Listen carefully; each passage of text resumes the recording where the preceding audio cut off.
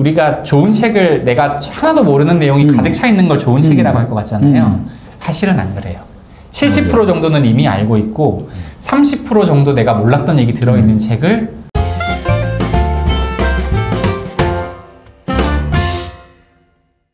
아까 그 사이 책방은 네.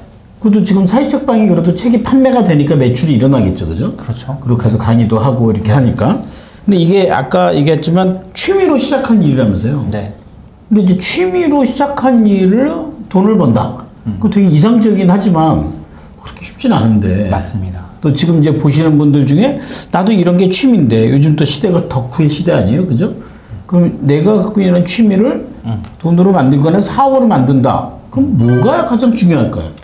저도 진짜 이거 고민 많이 했던 것 같아요. 그러니까 내가 좋아하는 일을 하느냐, 내가 잘하는 일을 하느냐, 아니면 돈이 되는 일을 그렇지, 하느냐, 이런 고민은 누구나 하게 되는데 평생의 고민이야. 평생의 고민이죠. 그러니까 이거를 약간 벤 다이어그램 그런 걸로 이렇게 저희 왜 수학 배울 때 처음에 교집합 얘기할 때 생각을 떠올리시면 될 것 같은 게 교집합. 네, 여기는 사람들이 내가 좋아하는 일, 네. 여기는 내가 돈 되는 일. 네. 내가 좋아하는 게 한 가지가 아니거든요, 사실. 맞아요. 그러니까 예를 들면 계속 생겨요. 독서도 좋아하지만 저는 PPT 만들거나 이런 디자인하는 것도 좋아하고 디자이너는 아니지만 이런 걸 좋아하기 때문에 나도 모르게 계속 하게 되고 디벨롭 하게 되는 일들이 있어요. 근데 문제는 이 좋아하는 영역 중에서 세상이 요구하는 일이 있어요. 그러니까 나한테 바래서 내가 하는 좋아하는 일들 중에서 네.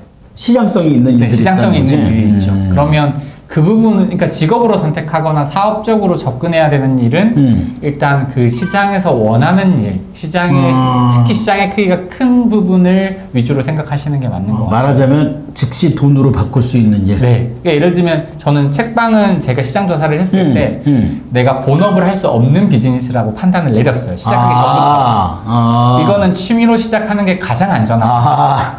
왜? 딱 1년 안에 망하기 딱. 그래서 작게 들어갔군요. 네, 그래서 망할 수 없게 세팅한 거죠.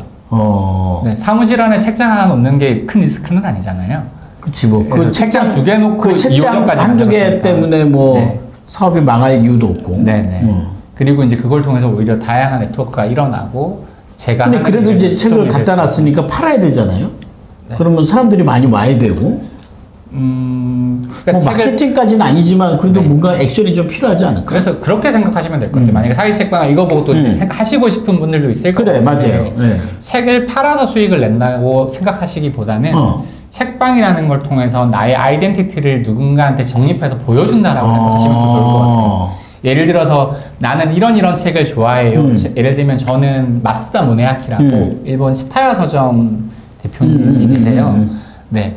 그분 책을 딱 읽고 너무 충격을 받았거든요. 왜? 왜냐면 제가 내가 꿈꾸던 일을 이미 성공하신 분인 거예요. 이 사람이 기획자에다가 책방 대표인데 딱 제가 하고 있는 일을 이미 그러네. 성공해서 일본에서 그 기획회사로 5천만 명 이상의 회원을 가지고 있고 일본에서 가장 좋은 책방을 운영하고 계신 거잖아요. 그러니까 이 사람이 하는 얘기를 들으면 그러니까 정확하게 저의 롤모델 같은 그래서 그러니까 그 사람의 책 4권을 딱 보여주면서 저는 이런 책을 좋아합니다라고 얘기를 하면 이 사람이 이런 거 좋아하는 거구나 이런 사람이구나라는 걸 보여줄 수가 있거든요.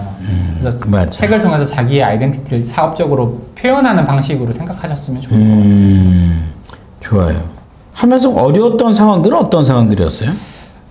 이게 가장 좀 힘들었던 부분이 제가 그러니까 코로나 터지기 한 달 전에. 역시 코로나. 네, 코로나가 가장 컸는데. 코로나 터지기 한 달 전에? 네. 어떤 일이 있었어요? 동생이랑 같이 사무실을 쓰고 있었고, 그 사무실 한켠에 제가 사이식방을 시작을 했는데, 동생이 이제 다른 지방으로 가게 돼서, 제가 혼자 사무실 다 쓰게 되는 거죠. 그래서 이제 원래는 이제 나눠서 나가야 되는데, 그냥 내가 다 하겠다. 그리고 동생이 쓰던 공간을 강의 공간으로 바꿨어요. 용기를 냈군요. 네, 용기를 내서 강의 공간으로 딱 바꾸고 한 달 만에 코로나가 터진 거죠. 네, 그리고 코로나가 터지고 뭐 일이 줄었어요, 그러면? 일단 강의장을 세팅을 했는데 못 쓰게 됐고 강의장을 쓸 수가 사람들이 없고. 일단 올 수 없게 됐고 그렇지. 아이들만 왔어요. 저희 아이들만 학교를 못 가니까 지우 서구만 거기로 네, 오고. 데리고 와서 거기서 책 읽히고 아이고. 그래서 어떻게 했어요? 그래서 임대료는 나가야 되죠. 그렇죠. 한 6개월 정도 더 있다가 이제 정리를 다 했고요. 또 그때 좀 힘들었던 게 이제 아내가 암 진단을 받아서 이 코로나와 이제 그게 두 개 다 같이 동시에 딱 두 개가 아니고 세 개네. 네. 사무실 큰 거 껴안았죠. 코로나 터에서 견이 못하죠. 네. 그다음 아내가 아프죠. 네, 그래서 약간 삼중고를 겪으면서 그러네. 가장 힘든 한 해를 보냈던 것 같아요, 재작년에. 네. 그러고 나서 굉장히 또 반면에 느낀 것도 많았고 힘들면서. 뭘 느꼈어요? 아까 처음에 그 얘기 하셨잖아요. 당연한 건 없다. 그걸 느꼈습니다. 왜냐면 저는 계속 사업을 해왔고 어느 정도 수익을 사실 굉장히 당연하게 뭐 일정 수익 이상을 올리고 있었기 때문에 좀 항상 자신감이 있었어요. 그리고 이렇게 좀 돈을 못 벌거나 하시는 분들을 보면 조금 교만하게도 저거 열심히 안 해서 저렇다라고 생각을 했었거든요.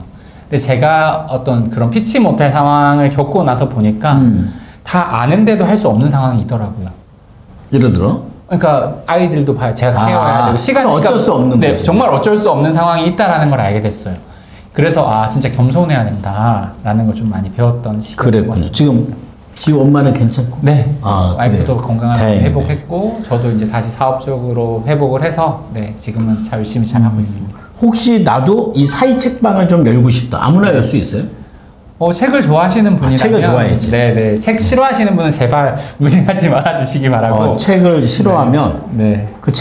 책을 싫어하면 그분들에게 책방은 짐이지. 그럼요. 창고나 다름없는데. 그러니까 정말 취미로 책을 즐기면서 책을 가까이 놓고 즐기면서 내가 좀 더 내가 좋아하는 분야라든지 이런 걸 깊이 파고 어떤 분들이 좀 적합해요? 이 사이 책방이라는 사업에 뛰어들기에? 사람들과 많이 만나시는 분이라면 그리고 독서 모임 같은 거 하고 싶은 분이라면 전 사이 책방 하시면 굉장히 좋은 것 같아요. 어차피 모임할 때 모임하는 책도 책방에서 이렇게 공급해서 하셔도 되고. 독서 모임을 하는 사람은 딱이네. 네, 맞습니다. 지난주에 우리 최서연 작가 독서 모임 그걸로 얘기했는데 맞아요. 네. 거기 좀 이렇게 조인하면 좋겠네. 조인해서 제가 책을 공급해드려야겠군요. 그러네요. 네네. 사업자 내실 때 서점 항목 하나만 추가하시면 서점 됩니다. 항목만? 그럼 뭐 개인 사업자들은 얼마든지 수용할 수 있으니까. 아주 쉽습니다. 네. 얼마나 들어가? 돈이 얼마나 있어야 돼? 자본금이? 이게 책 대여가 아니잖아요. 그렇죠. 책을 판매해야 될 거 아니에요? 판매해야 되기 때문에 책을 이제 욕심만 안 내신다면 내가 몇 권의 책만 재고를 가지고 있겠다고 생각한다면 50만 원, 100만 원으로도 시작할 수 있죠. 네.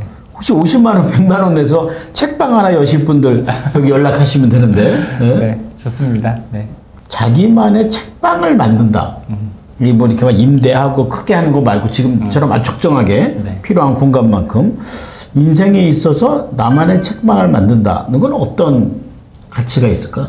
그러니까 제가 책을 읽으면서 처음 느꼈던 게 책에서 나 자신을 발견하는 거였거든요.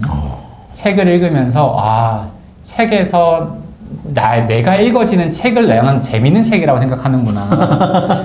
그래서 사실 재밌는 책이 우리가 좋은 책을 내가 하나도 모르는 내용이 가득 차 있는 걸 좋은 책이라고 할 것 같잖아요. 사실은 안 그래요. 70% 정도는 이미 알고 있고 30% 정도 내가 몰랐던 얘기 들어있는 책을 이거 진짜 좋은 책이다라고 사람들이 얘기하거든요. 그러니까 내가 모르는 분야의 책은 계속 머릿속에 갈등만 생겨요.